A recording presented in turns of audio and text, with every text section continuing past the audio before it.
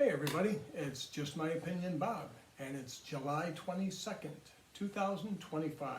It's important to keep that date in mind because what I'm going to talk about is relevant right now. It might not be in 6 months or a year from now. Might even be worse, who knows. But yeah, the title of this is going to be, title of this video is going to be The Crazy World of Chinese Copies and Legit Guitars. And there's a balance. And I'm going to show you, I've been watching several videos lately. I like to see what other people are doing, so I'm not doing the same old thing that everyone else is. I like to do something different. And what I've noticed lately, I've looked at some past videos people have done. They've done a nice job. And as you know, I don't edit anything, I don't pause, so I'm just running through this, mistakes and all. If there's an obvious error that I catch, I'll put it in the notes. You can check that out. Anywho, here we go. I've seen people compare the Gibson Dove to the Epiphone Dove. And you know, in other words, it's a 10-to-1 ratio, the price. One's $400 and the other one is $4,000. And what's the difference and what are you getting for your money? I've seen them compare the Gibson J200 to the Epiphone J200. Same deal. It's 10 times the difference in price. I've seen the comparison of the Martin versus the Martin made in Mexico. Now again, we've got a big price difference here. They're nice comparisons, and you know, is a guitar worth 10 times more? That everyone has to make up their own mind on. It all depends on your budget. It all depends what you value in a guitar. Is that Gibson Dove better than the Epiphone Dove? Well, it's definitely built different, and it has different materials, and it's different everything. It's made for a lot less. The Gibson is made in the United States. The Epiphone is made in China, but they're still not equal. They're not equal. The Gibson Dove is all solid wood. The Epiphone Dove is solid top, laminated back and sides, and there's a lot of other corners cut. The Dove has the Gibson has real mother of pearl, and has the better tuners. It has the better of everything, the bone, nut, and saddle. The Epiphone is plastic, sometimes it's tusk. But it's a nice guitar, don't get me wrong, it's a nice guitar. But when you're comparing them like that, well sure, there's going to be a big difference. And every time that Epiphone in the U.S., or I'm sorry, the Gibson in the U.S. or the Martin in the U.S. is going to sound better than the other cheap one. I mean, if it didn't, it'd be out of business. It would be flip-flop. So let's. I'm going to do it a little different way. I'm going to compare the Epiphone to the Epiphone because the biggest difference that we're talking about. The biggest difference is labor in one country versus another country. That's really the biggest difference. And I'm going to show you, this here, don't pay attention to that man behind the curtain, and don't pay any attention to the name on the headstock, all right? This, for all intents and purposes, is an Epiphone Dove, okay? This is a solid Sitka spruce top. This is laminated maple back and sides. It has imitation Grover tuners. They're nice, they work. It has I want to call it either a tusk, maybe it's plastic, bone nut and saddle. I believe the pins might be probably plastic, but it's a gorgeous looking guitar. But except for the headstock, and which making one of these headstocks is, if any of you are machinists, it's no big deal. You just put the program in for a Gibson or a PRS or an Epiphone or whatever headstock you want the machine to cut, and it'll just do it. There's no artwork to it, or you don't need a craftsman to do it. You just need somebody to put the program in and push a button. The machine does all the work. But this has the pick guard like you would see on an Epiphone Dove, actually. But the name is what throws you off, you know. So that, in essence, is an Epiphone, and it's a nice guitar. It's got a nice tone to it.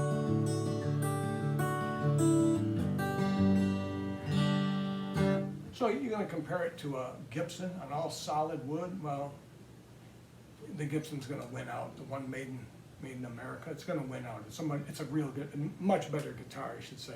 This is a great guitar for a beginner, or somebody just needs one. A lot of people like to just go and play out with these. It has a pickup in it. You haven't gotta worry about messing up your good expensive guitar. But you get something like this for $300, a nice guitar. It serves the purpose. It's not a Gibson made in America guitar. It's a whole different animal. It's got a whole different sound to it. It's an Epiphone is what it is. It would be equal to an Epiphone, which is a fine guitar. I like Epiphone guitars, but it's not a Gibson in America. This is what I would compare. If I was going to do a comparison, Epiphone to Epiphone, this is what I would compare. This is an Epiphone master built from China, all right? This is made in China, and the Epiphone's dove is made in China. This is made in China. So what's the difference? Well, the difference is this is a solid Sitka spruce top, solid mahogany sides, solid mahogany back, mahogany neck, open gear tuners, good tuners. Comes with the electronics. It has the built-in electronics. This is an absolute gorgeous guitar. This is an all solid wood guitar. Now, how's it compare to that Epiphone?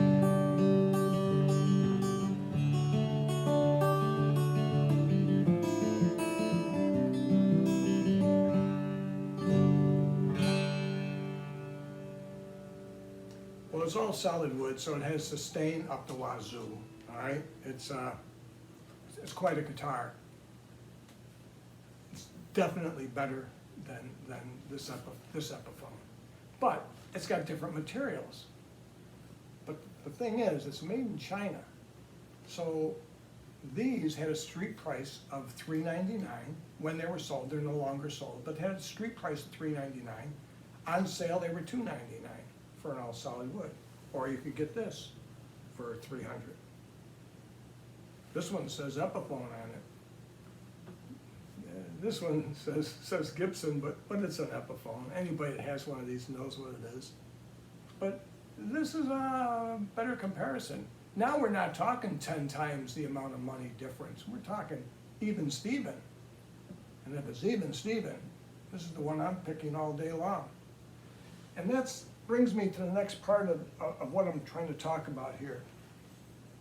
There's so much confusion with these copies and guitars coming out of China. It's a wonder. It's a wonder you can keep it all straight, because it does get very, very confusing. And if you don't know what you know, or whatever, and I don't claim to know it all, and I just have an opinion, but I have a lot of knowledge through my experience, my trial and error. You can buy copies from China of different guitars. You can get Martin, Gibson, Fender, what have you. What you won't be able to buy, what you can't buy a copy of, is a Chinese guitar. You're not going to get a copy of a Yamaha. You're not going to get a copy of a Washburn. You're not going to get, they don't make copies of Chinese guitars because these are coming from China. They're already making these guitars over there. You're not going to get a Fender Paramount or a Fender, any of those high-end acoustics. You're not going to get a copy of them because they're made in China. They're making them roughly in the same plant they're making all these other things in. So it's a crazy, crazy thing over there. And what you have on, if you're on Facebook and you look at some of the people that contribute to these different groups, there's the Gibson groups, there's all different kinds of groups on there for the Chinese guitars and the copies and the counterfeits and what have you. Some of these people believe there are these small builders making these guitars, and they'll post it on Facebook how they're working on it and this and that, and oh, nice work you do. Well, no, that is not how it works. That's not how it works. All these little people that are selling on Facebook, Well, I'm going to use Facebook as an example. There's several people. There's Ronnie, there's Kathy, there's Jason, there's a bunch of different people.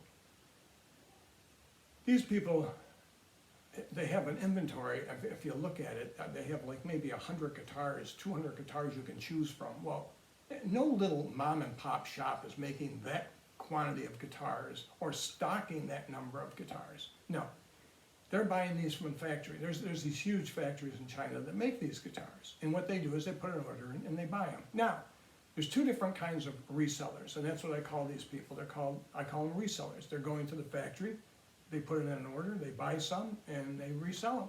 Because the factory's not gonna do that. The factory just makes them. They haven't got time for selling, although some do. You can find some of these factories that will sell. And that's where you start to get in for the different prices and who's got a deal, who doesn't. But I get off track. Let me get back on track. So you have basically two types of resellers.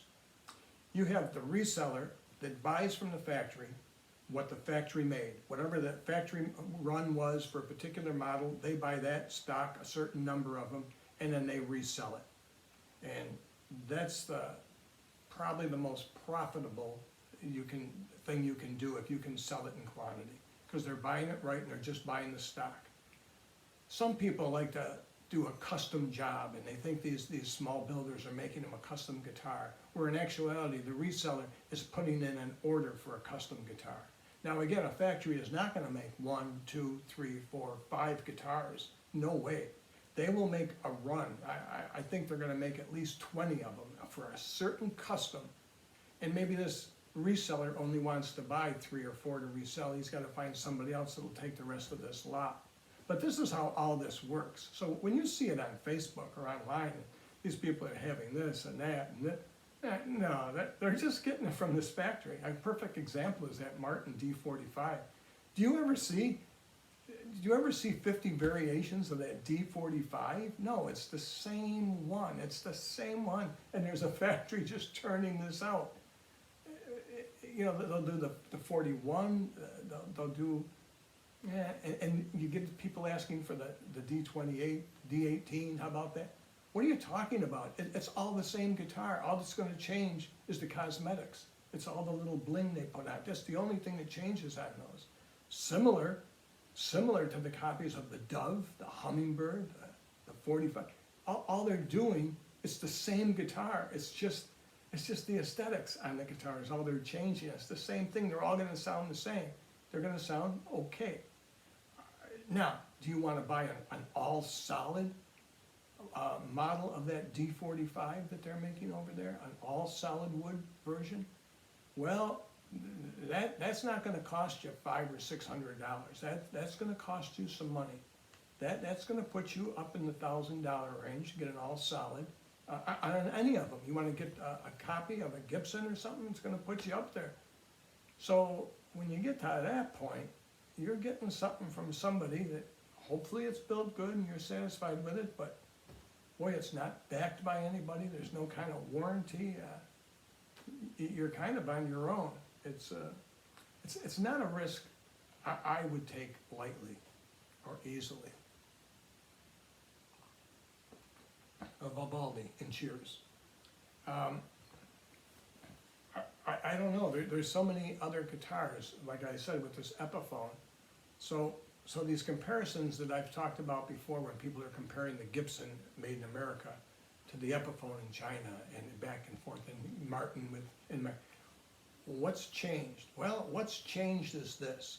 I didn't mention comparing a Fender to a Fender. No, the top shelf Fenders, acoustics, are made in China. Fender, like a lot of companies, whether it's guitars, cars, curtains, it doesn't matter what it is. When you find somebody that can do something better than you can, or the same, for a lot less money, you have them do it. And you just put your name on it. And that's what Fender's done. They're having their top-of-the-line acoustics built in China, and they're excellent guitars, but who are they competing with? They've got Squier guitars over there, but Squiers are no comparison to the Fender Paramount series or any of their high-end acoustics. But again, it's an all solid wood. It's attention to detail is phenomenal, the best electronics. There's nothing phony baloney about them, they're the real deal. So you have to be careful. I looked on Temu recently, and I've mentioned this before. Something like this Epiphone. This Epiphone's a great guitar. This was a super series. They made these in the Samick factory in Indonesia. This particular model, a DR400, was made in China. They had already closed down that factory and they went to the Chinese factory. Now in Temu, you can see Epiphone guitars for sale. And I've mentioned this in another video. You'll see Epiphone for sale. People will say, oh, they're selling copies. They're selling copies of the Epiphone. No, they're not. No, they are actually selling the Epiphone guitars, and they're out of that Samick factory in China. It's the end of the run. They no longer make those at that model anymore. Someone bought them, and they're selling the actual Epiphone guitar. Now, is it grade A? Is it mint? I don't know. I don't know. It's the end run from the factory, and it's what was left over. They're also selling a lot of parts, but it's legit. It's not a copy, which raises the question, do you know when you're getting a copy, when you're getting a real thing? You don't know. But like everybody, you play the guitar, and if it sounds good to you and you're happy with it, whatever. If you got scammed and you paid too much, but you're happy with the guitar, so what? Today, we just don't know what's going on, you know. These came in the mail today. I don't know if any of you use Dario strings.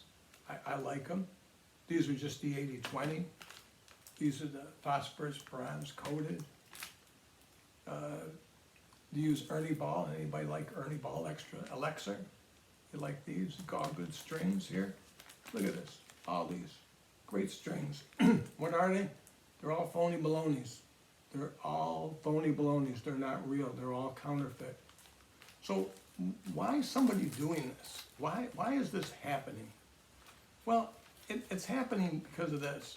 And are these strings junk? No, they're decent. They're good strings. I mean, they're fine with me. And if you want to put them on a spectrum analyzer and show me this, and so yeah, maybe you can show me a difference. But look, I need to put them on the guitar, and I need them to last, and I need them to sound good. That's what I need a string for, and these do it.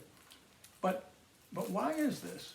And I'll tell you why this is. And this goes for the Chinese guitars too.